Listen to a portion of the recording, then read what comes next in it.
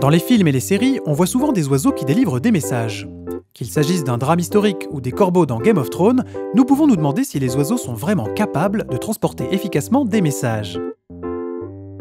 Navré de briser vos rêves, mais le corbeau, malgré son incroyable intelligence, n'est pas l'oiseau le plus doué pour ce travail de correspondant. Désolé Jon Snow.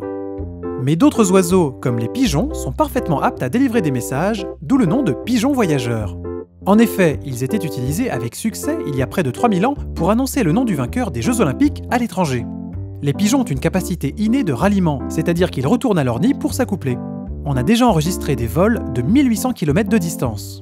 Voilà pourquoi pendant des siècles, ils ont été utilisés pour envoyer des messages, mais, et c'est un gros mais, ils ne peuvent généralement envoyer des messages que dans une seule direction. On les emmène donc loin de chez eux et quand on en a besoin, ils repartent avec un message car leur instinct naturel les fait toujours revenir à leur nid. Donc, dire qu'on peut envoyer un oiseau à l'autre bout du globe est un peu exagéré. Cependant, en plaçant leur nourriture à un endroit et leur nid à un autre, on peut être sûr qu'ils feront le va-et-vient entre les deux lieux. Les pigeons ont une très bonne vue et ils utilisent le soleil, les étoiles, les paysages, les odeurs, les ondes sonores et peut-être même le champ magnétique de la Terre pour localiser leur nid, sans parler de leur boussole interne qui semble les orienter. De plus, parce que ce sont des oiseaux migratoires, on peut les entraîner en groupe, contrairement à d'autres oiseaux qui nécessiteraient d'être formés un par un à cette tâche.